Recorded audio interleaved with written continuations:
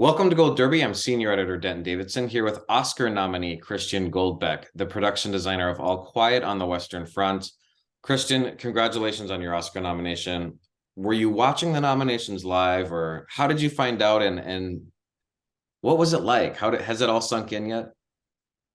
Well, thank you, Denton. Glad to be with you. Well, actually, we were on a tech recce for a project I'm doing at the moment, and we just had our lunch break. So it was about like 1 o'clock German time.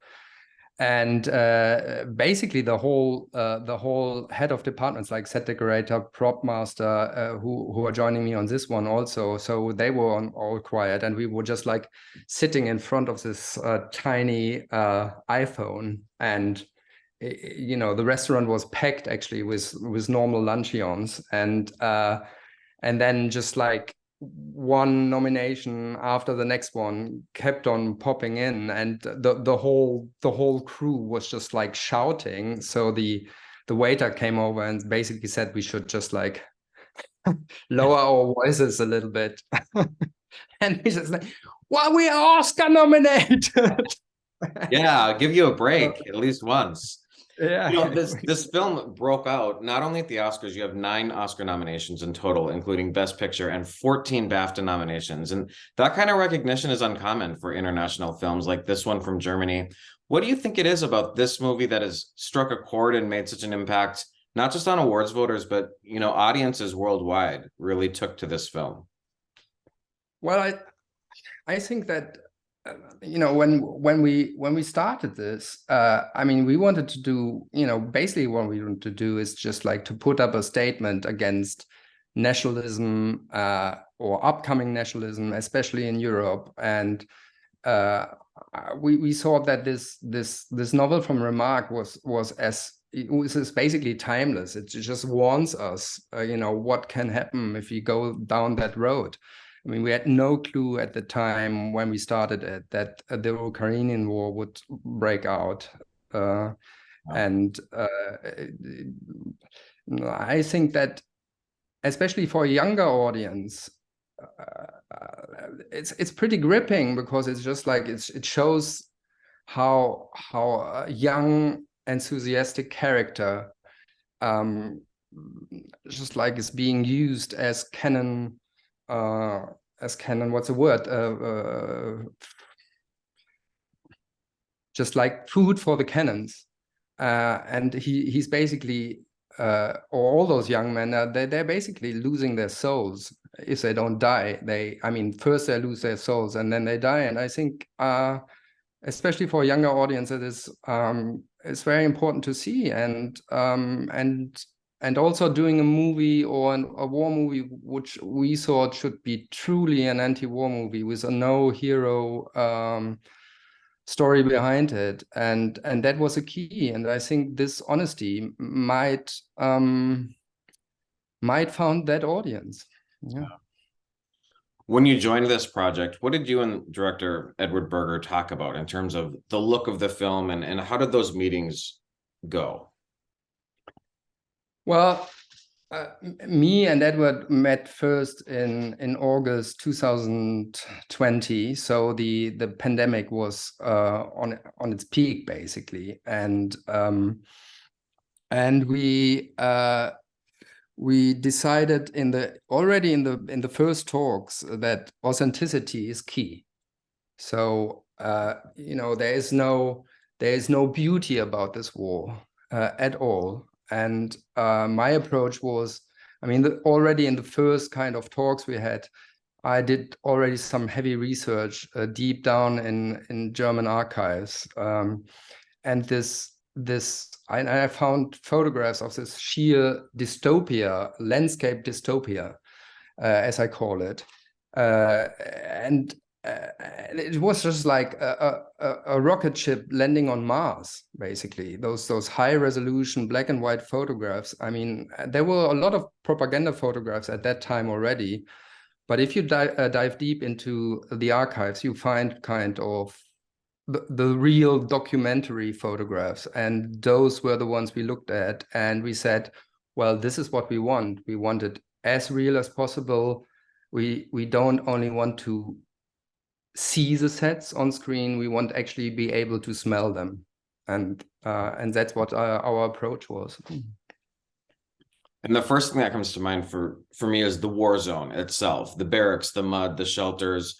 I'm curious, what went into making those look so authentic, and what materials are you using to build that? And I mean, it seems like a huge undertaking to just create that war zone.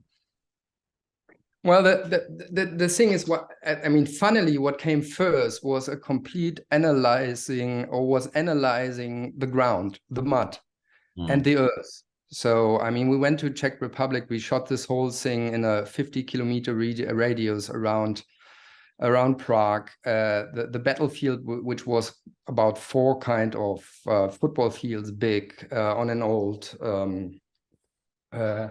airport. And it was completely flat. So the first thing we did is actually, we went there, we digged into the ground, and we wanted to see what layers of earth were. So how much clay earth is there? How much turf is there? Sadly enough, it was only clay. Very sticky, very, very bad for the actors. So we started assembling, and it is true for the whole movie. There's not 1 square inch of not artificial or by us covered ground. We brought actually earth to every square centimeter of this movie. And we tested, like, how does a color react of different kind of earth qualities to rain, to what happens if it snows, what happens if it dries out, how does it look like if a bombshell explodes, and what kind of particles would just spread out around a crater. So we did just excessive kind of studies what we could do with Earth, and our dear producer Malte said, was like, Christian, what are you doing actually? So you should, it's like, when will you start designing those trenches? When will you start designing this battlefield? And I said, well, look at those photographs. The first thing we have to do is to create surface, because it was like this the span of 5 to 10 kilometers, like no man's land, including the hinterland, which was completely nature was basically non-existent anymore. And that earth and this greens crew, or I didn't call it the greens crew, I called it the mud crew in the end. I mean, they were pricey in a way. I mean, that was a big number behind this kind of modulation of earth. And that's what we did first. And then we just, like, on this flat surface, we then did landscaping. Basically, we just like we completely mapped out where the camera can move through this no man's land, through this battlefield. We mapped out where the craters are, which craters have to be deep, so the stunt crew can still run through it. Where are the main tracks through this battlefield of our actors, so they can just, like, move fairly easy, but still kind of had to run up and down. So we had basically, we designed different tracks through this battlefield in order to make it accessible for tech crew and actors. What's the time that it takes to do that then? I mean, when you get there and what's the amount of time that you're spending to create this whole new world that we're seeing? Well, I mean, that for sure the battlefield was the biggest undertaking, and the trenches, I would say that the trenches had about 25 scenes being directly in the trenches, and about the same amount outside the trenches. And inside the trenches, you have to, like, if you would build something fitting each scene, you would end up building like 40 kilometers of trenches. Nobody can do this. So the first thing we did is just like, it took us about 1.5 months with careful storyboarding and finding out what do we want from the movement of characters, but also from the movement of camera. What James was a great input towards that. He said, like, we were just struggling for each centimeter of those trenches, like making them wider, like adding another sidearm to them in order to make those long shots possible, like steady cam, going over to techno crane, going over to quad movement. Because we wanted to be as close as possible to the main character. So that took us about 2 months, and then we started digging in January 21, and the earth was frozen, completely frozen. And we moved in with a construction crew, about 150 people and 20 diggers. And they all started at different kind of a different point of those fields, and that took about another 2 months. We had to stop because actually there were old mines and bombs hiding on that field from Second World War, and so it became quite dangerous. So we had to stop the whole construction for a week to bring the scanners in and dig out those old shells, basically, which one of them actually exploded. I mean, or we had to explode it. And the principal photography started beginning of March, and we did actually start pretty early with scene in the trenches. And whilst they were shooting in the German trench, we were still building on the opposite side of the field on the French trench. So it was pretty, I mean, the manual labor was pretty tough for everybody involved. This is a war. So you have men running through everything, and I mean, there's visual effects, but bombs are exploding, things are breaking. As a production designer, are you watching it like, oh no, like, what are we going to have to rebuild if they have to reshoot this scene? like how much work is that, and what goes through your mind as you're kind of watching your work be destroyed? Well, we try to be clever in it, because I mean, we see the trench at one state, or at 2 stages in the movie, we see the trench completely destroyed. You know, a big explosion, all those poor soldiers are sitting in the bunker collapses, and then we see the whole the whole trenches, like 150 meters, completely destroyed. We built this from scratch. I mean, it was all there. So it was just not in frame for the other scenes in the running trenches, but most of the destruction was built in advance. So we had the final result already, burned a lot of wood before, arranged it carefully, and you see it. I mean, explosions or the aftermath of an explosion often doesn't look good. It's just like, because you really have to study kind of how the wood breaks and where the splinters go, and the aim was to do as much in camera as possible. And so yeah, we had a wonderful special effect crew. We had kind of wall replacements. I mean, the usual thing. But actually, when we had an explosion, we would just have the explosion and not seeing the aftermath at the same kind of point or at the same area of the trench. We would then move the whole setup to an already built destruction, move all the actors there, change camera position, and kept on shooting. So I built from the beginning the running trenches, the intact trenches, and at least 200 meters of destroyed trenches, and that's how we did it. And then visual effect department did the rest. And it's more than just trenches. I mean, that would be impressive enough, but you've got multiple scenarios going on here. You've got the training camp, the room where the women are sewing the uniforms, and then of course this luxurious sort of train that these politicians and leaders are discussing the war on. What went into the design of that space where the politicians are meeting with, which, you know, is much more regal, and how did you come up with that design? Well, there, I mean, first of all, there it was just like the main aim was to deliver the maximum contrast towards the battlefield. You know, Yeah. it's like you know, like the most expensive teacups and silver spoons you can imagine, and then we built it from there. So we built it from the microcosm of props towards the surrounding of this luxurious train.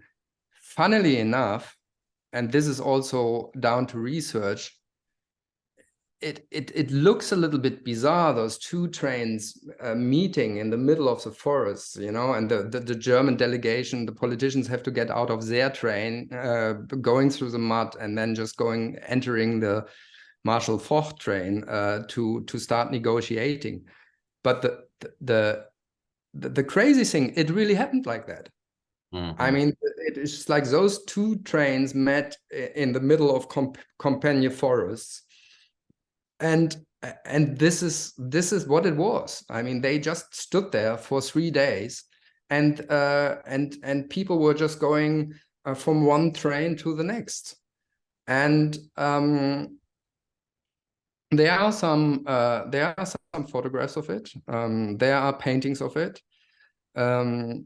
And we just like me and my team just designed those replicas of it. I mean, okay, not in size because you know all the interiors were built on stage. So we enlarged the whole train compartments a little bit in order to suit camera and all the actors in it. How cramped it must have been in real life, you know, when they all stood or like sat around those tables and like only kind of like a meter 50 away from each other. No, but it was all basically built out of MDF wood with an amazing craft of scenic painters who kind of aged those surfaces. We had all the chairs, all the upholstery, everything was designed, and then we combined it with 2 historic wagons we found and we brought to Prague, and we brought them into the forests. And then our visual effects supervisors, they added like 2 wagons in to make it longer, and the locomotive we didn't have either. So, but yeah, the aim was to basically have the highest contrast towards what's going on the battlefield. Incredible. You know, they didn't get their shoes dirty, basically. It's just so wild to think about them just sitting in there while all these kids are dying. It's just sort of infuriating. You know, when we're young, we see movies and we think of actors first, then maybe directors and filmmaking as a whole. And it's not until we get older that we sort of realize how many elements and jobs there are in this industry.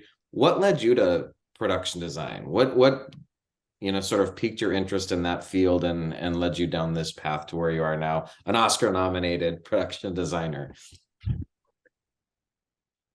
Well, I always loved architecture, and I did study it in London, actually. But already while studying, I found out that it's just like, but basically it's not playful enough. So, and I saw myself ending up maybe just drawing kind of tubing in walls or how a toilet has to function.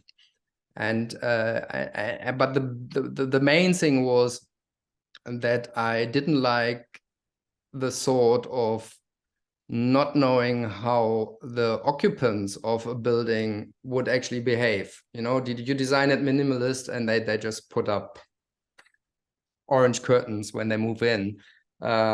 Whilst if you design spaces around the character, and that is true also for All Quiet on the Western Front, I mean, basically all those spaces only serve to accommodate the movement and the and the suffering of our main character.